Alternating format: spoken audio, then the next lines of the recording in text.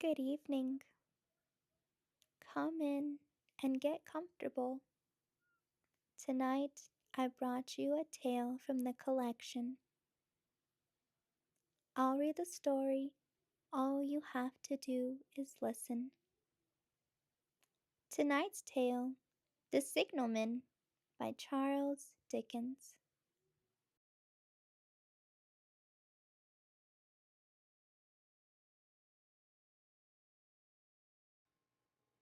Hello! Below there! When he heard a voice thus calling to him, he was standing at the door of his box, with the flag in his hand furled round its short pole. One would have thought, considering the nature of the ground, that he could not have doubted from what quarter the voice came. But instead of looking up to where I stood on the top of the steep cutting nearly over his head, he turned himself about and looked down the line. There was something remarkable in his manner of doing so, though I could not have said for my life what. But I know it was remarkable enough to attract my notice, even though his figure was foreshortened and shadowed, down in the deep trench, and mine was high above him, so steeped in the glow of an angry sunset, that I had shaded my eyes with my hand before I saw him at all. Hello! Below! From looking down the line, he turned himself about again, and raising his eyes, saw my figure high above him. Is there any path by which I can come down and speak to you? He looked up at me without replying, and I looked down at him without pressing him too soon with the repetition of my idle question. Just then there came a vague vibration, and the earth and air quickly changing into a violent pulsation and an oncoming rush that caused me to start back, as though it had force to draw me down. When such vapor as rose to my height from this rapid train had passed me, and was skimming away over the landscape, I looked down again and saw him refurling the flag he had shown while the train went by. I repeated my inquiry, after a pause during which he seemed to regard me with fixed attention. He motioned with his rolled-up flag towards a point on my level, some 200 or 300 yards distant. I called down to him, "All right," and made for that point. There, by dint of looking closely about me, I found a rough zigzag descending path notched out, which I followed. The cutting was extremely deep and unusually precipitate. It was made through a clammy stone that became oozier and wetter as I went down. For these reasons I found the way long enough to give me time to recall a singular air of reluctance or compulsion with which he had pointed out the path. When I came down low enough upon the zigzag descent to see him again, I saw that he was standing between the rails on the way by which the train had lately passed, in an attitude as if he was waiting for me to appear. He had his left hand at his chin, and that left elbow rested on his right hand, crossed over his breast. His attitude was one of such expectation and watchfulness that I stopped a moment, wondering at it. I resumed my downward way, and stepping out upon the level of the railroad, and drawing near to him, saw that he was a dark, sallow man, with a dark beard and rather heavy eyebrows. His post was in as solitary and dismal a place as ever I saw. On either side a dripping wet wall of jagged stone, excluding all view but a strip of sky. The perspective one way only crooked prolongation of this great dungeon, the shorter perspective in the other direction, terminating in a gloomy red light, and the gloomier entrance to a black tunnel in whose massive architecture there was a barbarous, depressing, and forbidding air. So little sunlight ever found its way to this spot, that it had an earthy, deadly smell, and so much cold wind rushed through it that it struck chill to me as if I had left the natural world. Before he stirred, I was near enough to him to have touched him. Not even then, removing his eyes from mine, he stepped back one step and lifted his hand. This was a lonesome post to occupy, I said, and it had riveted my attention when I looked down from up yonder. A visitor was a rarity, I should suppose, not an unwelcome rarity, I hoped. In me, you merely saw a man who had been shut up within narrow limits all his life, and who, being at last set free, had a nearly awakened interest in these great works. To such purpose I spoke to him, but I am far from sure of the terms I used, for, besides that I am not happy in opening any conversation, there was something in the man that daunted me. He directed a most curious look towards the red light near the tunnel's mouth, and looked all about it as if something were missing from it, and then looked at me. The light was part of his charge, was it not? He answered in a low voice. Don't you know it is? The monstrous thought came into my mind as I perused the fixed eyes and the saturnine face, that this was a spirit, not a man. I have speculated since whether there may have been infection in his mind. In my turn, I stepped back, but in making the action, I detected in his eyes some latent fear of me. This put the monstrous thought to flight. You look at me, I said, forcing a smile, as if you had dread of me. I was doubtful, he returned, whether I had seen you before. Where? He pointed to the red light he had looked at. There, I said. Intently, watchful of me, he replied, but without sound. Yes. My good fellow, what should I do there? However, be that as it may, I never was there. You may swear? I think I may, he rejoined. Yes, I may. His manner cleared, like my own. He replied to my remarks with readiness, and in well-chosen words. Had he much to do there? Yes. That was to say, he had enough responsibility to bear, but exactness and watchfulness were what was required of him, and of actual work, manual labor, he had next to none. To change that signal, to trim those lights, and to turn this iron handle now and then was all he had to do under that head. Regarding those many long and lonely hours of which I seemed to make so much, he could only say that the routine of his life had shaped itself into that form, and he had grown used to it.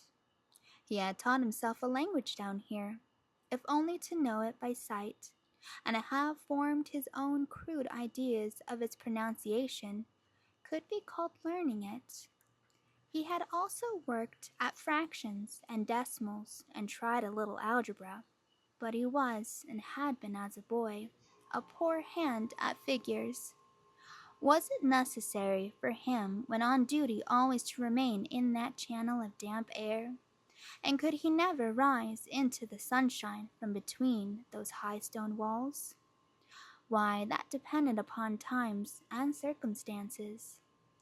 Under some conditions there would be less upon the line than under others, and the same held good as to certain hours of the day and night. In bright weather he did choose occasions for getting a little above these lower shadows, but being at all times liable to be called by his electric bell, and such times listening for it with redoubted anxiety, the relief was less than I would suppose. He took me into his box, where there was a fire, a desk for an official book in which he had to make certain entries, a telegraphic instrument with its dial, face, and needles, and the little bell of which he had spoken. on my trusting that he would excuse the remark that he had been well educated, and I hoped I might say without offense, perhaps educated above that station. He observed that instances of slight incongruity in such wise would rarely be found wanting among large bodies of men, that he had heard it was so in workhouses, in the police force, even in that last desperate resource, the army, and that he knew it was so, more or less, in any great railway staff. He had been when young, if I could believe it, sitting in that hut, he scarcely could, a student of natural philosophy, and had attended lectures, but he had run wild, misused his opportunities, gone down and never risen again. He had no complaint to offer about that. He had made his bed, and he lay upon it. It was far too late to make another. All that I have here condensed, he said in a quiet manner, with his grave dark regards divided between me and the fire. He threw in the word sir from time to time, and especially when he referred to his youth, as though to request me to understand that he claimed to be nothing but what I found him. He was several times interrupted by the little bell, and had to read off messages and send replies. Once he had to stand without the door and display a flag as a train passed, and make some verbal communication to the driver. In the discharge of his duties, I observed him to be remarkably exact and vigilant, breaking off his disclosure at a syllable and remaining silent until what he had to do was done. In a word, I should have set this man down as one of the safest of men to be employed in that capacity, but for the circumstance that while he was speaking to me, he twice broke off with a fallen color, turned his face towards a little bell when it did not ring, opened the door of the hut, which was kept shut to exclude the unhealthy damp, and looked out towards the red light near the mouth of the tunnel. On both of those occasions he came back to the fire, with the unexplicable air upon him which I had remarked, without being able to define when we were so far asunder. Said I, when I rose to leave him, you almost make me think that I have met with a contented man. I am afraid I must acknowledge that I said it to lead him on. I believe I used to be so, he rejoined in the low voice in which he had first spoken. But I am troubled, sir. I am troubled. He would have recalled the words if he could. He had said them, however, and I took them up quickly. With what? What is your trouble? It is very difficult to unpack, sir. It is very, very difficult to speak of. If ever you make me another visit, I will try to tell you. But I expressly intend to make you another visit. Say, when shall it be? I go off early in the morning, and I shall be on again at 10 tomorrow night, sir. I will come at 11. He thanked me and went out at the door with me.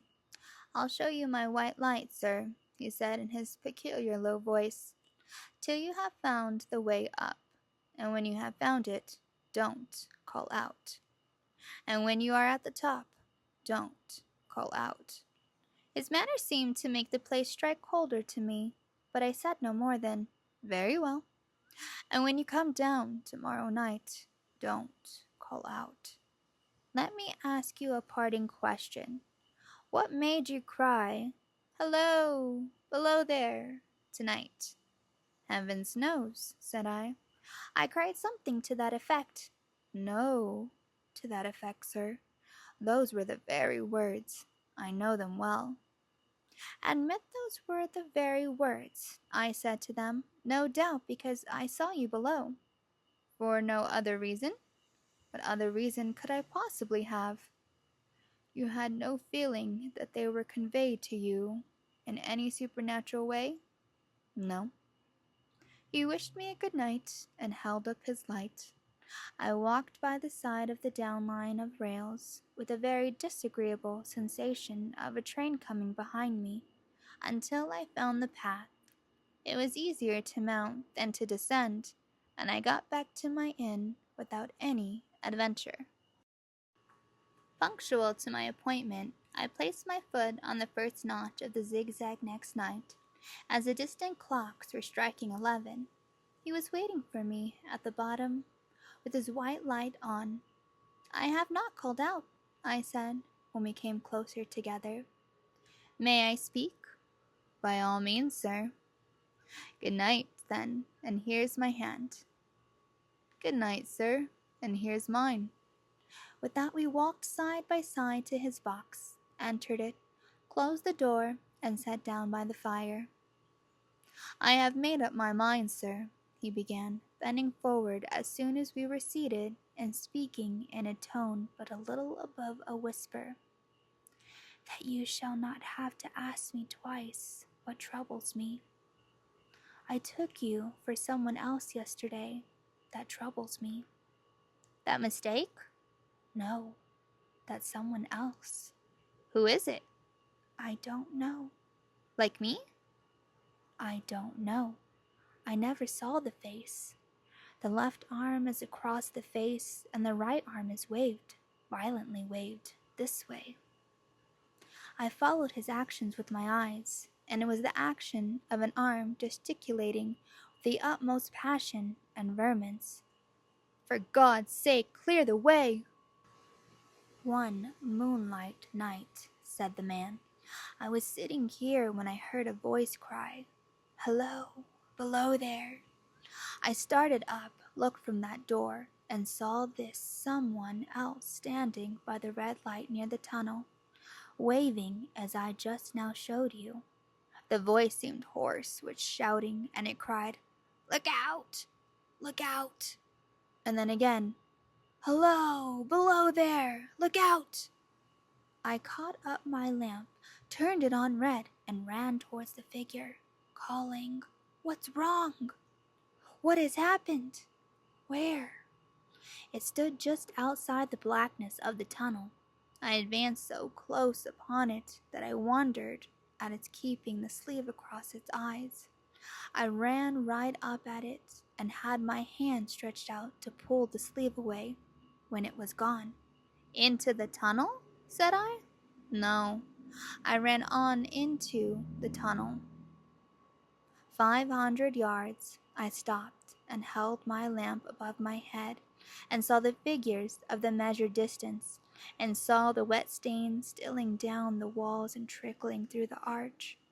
I ran out again faster than I had run in, for I had a mortal abhorrence of the place upon me. And I looked all around the red light with my own red light, and I went up the iron ladder to the gallery atop of it. I came down again and ran back here. I telegraphed both ways. An alarm has been given. Is anything wrong?' The answer came back both ways. All well." Resisting the slow touch of a frozen finger tracing out my spine, I showed him how that this figure must be a deception of his sense of sight, and how that figures originating in disease of the delicate nerves that minister to the functions of the eye were known to have often troubled patients, some of whom who become conscious of the nature of their affliction, and had even proved it by experiments upon themselves. "As to an imaginary cry," said I, "do but listen for a moment to the wind in this unnatural valley, while we speak so low, and to the wild harp it makes of the telegraph wires." "That was all very well," he returned, after he had sat listening for a while, "and he ought to know something of the wind and the wires. He who so often passed long winter nights there, alone and watching, but he would beg to remark that he had not finished." I asked his pardon, and he slowly added these words, touching my arm. "Within 6 hours after the appearance, the memorial accident of this line happened, and within 10 hours the dead and wounded were brought along through the tunnel over the spot where the figure had stood. A disagreeable shudder crept over me, but I did my best against it. It was not to be denied. I rejoined that this was a remarkable coincidence, calculated deeply to impress his mind, but it was unquestionable that remarkable coincidences did continually occur, and that they must be taken into account in dealing with such a subject. Though, to be sure, I must admit, I added, for I thought I saw that he was going to bring the objection to bear upon me, men of common sense did not allow much for coincidences in making the ordinary calculations of life. He again begged to remark that he had not finished. I again begged his pardon for being betrayed into interruptions. This, he said again, laying his hand upon my arm and glancing over his shoulder with hollow eyes, was just a year ago.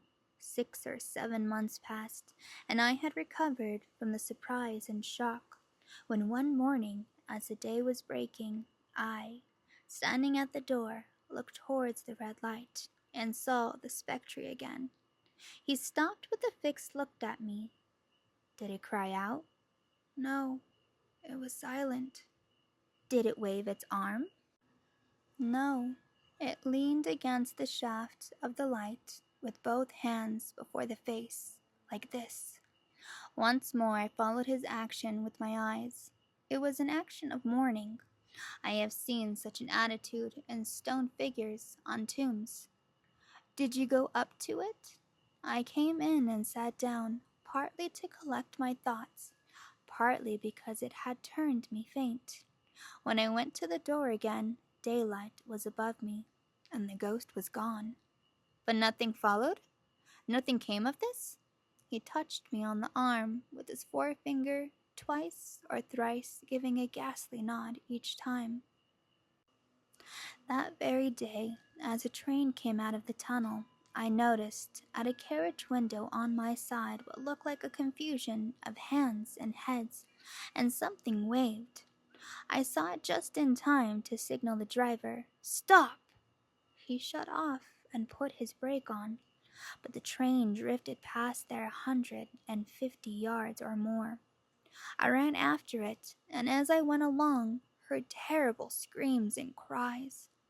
A beautiful young lady had died instantaneously in one of the compartments, and was brought in here and lay down on this floor between us. Involuntarily, I pushed my chair back, as I looked from the boards at which he pointed to himself. True, sir, true, precisely as it happened, so I tell it you. I could think of nothing to say to any purpose, and my mouth was very dry. The wind and the wires took up the story with a long laminating wail. He resumed, "Now, sir, mark this and judge how my mind is troubled. The spectre came back a week ago. Ever since it has been there, now and again, by fits and starts. At the light? At the danger light. What does it seem to do?" He repeated, if possible, with increased passion and vehemence, that former gesticulation of, "For God's sake, clear the way!" Then he went on. I have no peace or rest for it. It calls to me for many minutes together, in an agonized manner. "Below there! Look out! Look out!" It stands waving to me. It rings my little bell. I caught at that. "Did it ring your bell yesterday evening when I was here, and you went to the door?" "Twice." "Why, see," said I, "how your imagination misleads you. My eyes were on the bell, and my ears were open to the bell, and if I am a living man, it did not ring at those times.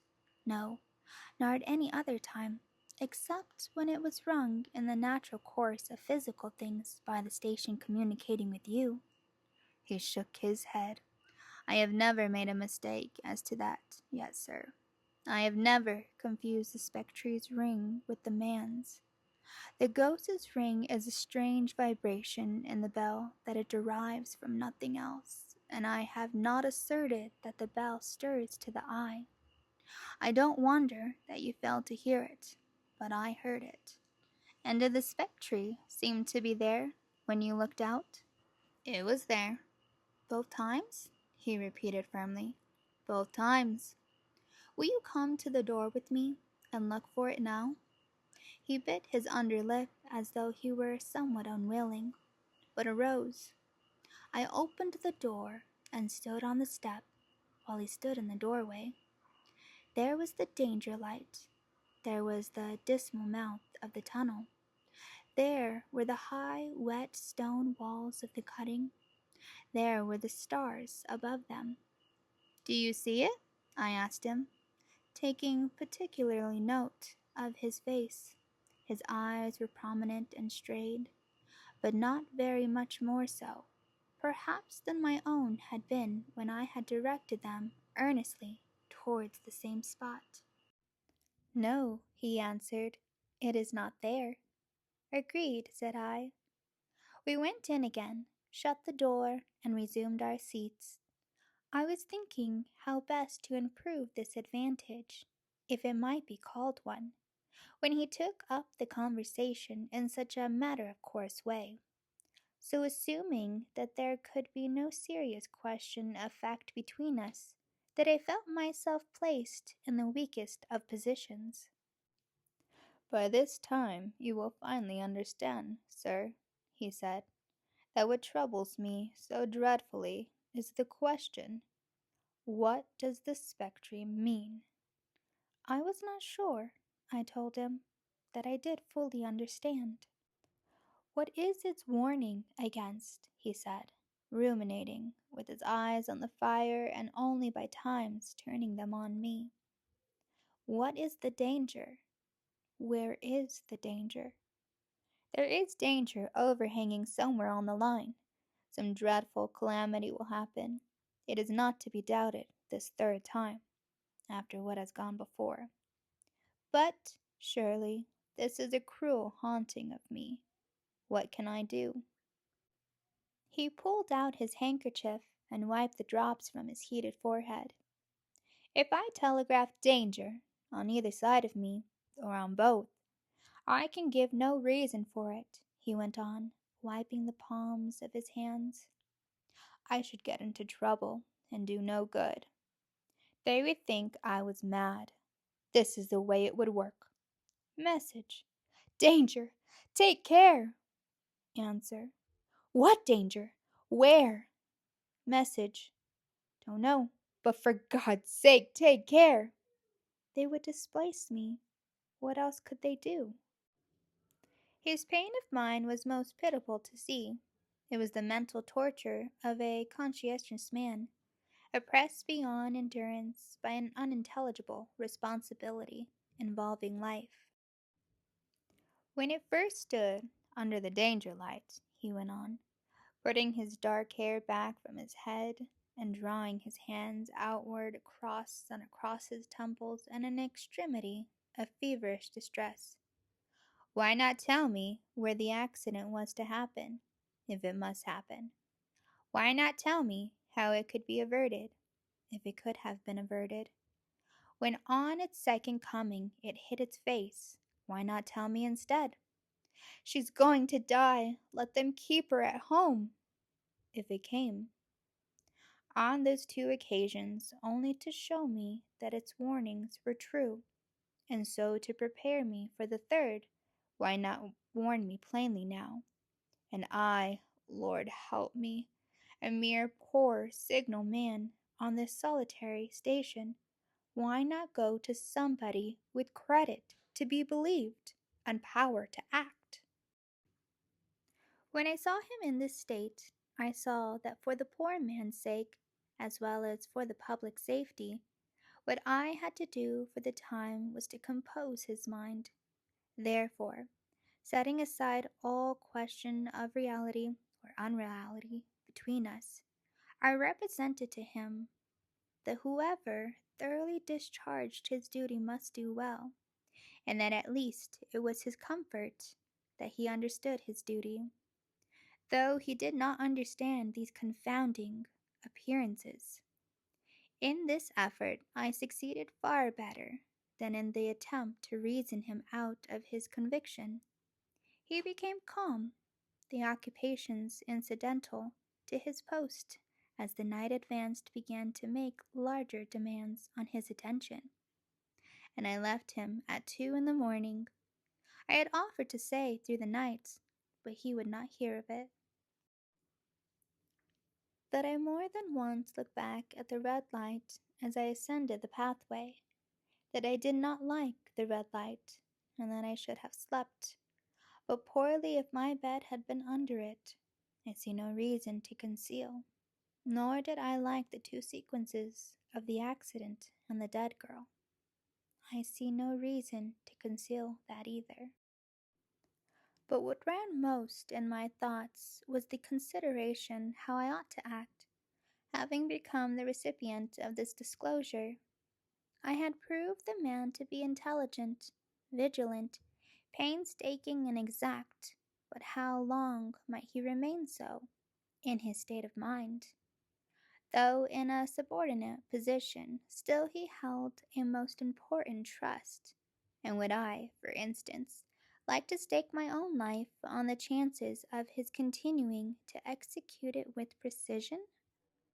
Unable to overcome a feeling that there would be something treacherous in my communicating what he had told me to his superiors in the company, without first being plain with himself and proposing a middle course to him, I ultimately resolved to offer to accompany him, otherwise keeping his secret for the present, to the wisest medical practitioner we could hear of in those parts, and to take his opinion.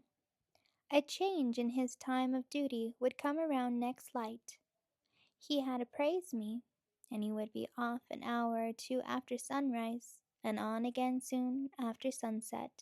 I had appointed to return accordingly. Next evening was a lovely evening, and I walked out early to enjoy it. The sun was not yet quite down when I traversed to the field path near the top of the deep cutting. I would extend my walk for an hour, I said to myself, half an hour on and half an hour back, and it would then be time to go to my signalman's box. Before pursuing my stroll, I stepped to the brink and mechanically looked down. From the point from which I had first seen him, I cannot describe the thrill that seized upon me when, close at the mouth of the tunnel, I saw the appearance of a man with his left sleeve across his eyes, passionately waving his right arm. The nameless horror that oppressed me passed in a moment, for in a moment I saw that this appearance of a man was a man indeed, and that there was a little group of other men, standing at a short distance, to whom he seemed to be rehearsing the gesture he made. The danger light was not yet lighted. Against its shaft a little low hut, entirely new to me, had been made of some wooden supports and tarpaulin. It looked no bigger than a bed. With an irresistible sense that something was wrong, with a flashing, self-reproachful fear that fatal mischief had come of my leaving the man there, and causing no one to be sent to overlook or correct what he did, I descended the notched path with all the speed I could make. "What is the matter?" I asked the men. "Signalman killed this morning, sir." "Not the man belonging to that box?" "Yes, sir." "Not the man I know?" "You will recognize him, sir, if you knew him," said the man who spoke for the others, solemnly uncovering his own head and raising an end of the tarpaulin, for his face is quite composed. "Oh, how did this happen? How did this happen?" I asked, turning from one to another as the hut closed in again. "He was cut down by an engine, sir. No man in England knew his work better. But somehow he was not clear of the outer rail. It was just at broad day. He had struck the light, and had the lamp in his hand. As the engine came out of the tunnel, his back was towards her, and she cut him down. That man drove her and was showing how it happened. Show the gentleman, Tom." The man, who wore a rough dark dress, stepped back to his former place at the mouth of the tunnel. "Coming round the curve in the tunnel, sir," he said. "I saw him at the end, like as if I had saw him down a perspective glass. There was no time to check speed, and I knew him to be very careful, as he didn't seem to take heed of the whistle. I shut it off when we were running down upon him, and called to him as loud as I could call. 'What did you say?' I said, 'Below there! Look out! Look out! For God's sake, clear the way!' I started. Ah! It was a dreadful time, sir. I never left off calling to him. I put this arm before my eyes not to see, and waved this arm to the last, but it was no use." Without prolonging the narrative to dwell on any one of its curious circumstances more than on any other, I may, in closing it, point out the coincidence that the warning of the engine driver included not only the words which the unfortunate signalman had repeated to me as haunting him, but also the words which I myself, not he, had attached, and that only in my own mind, to the gesticulation he had imitated. Some stories end when the final page is turned. Others stay with us, lingering quietly in the dark. Thank you for spending your evening with Ink After Dark, where every night ends with one more story. Good night.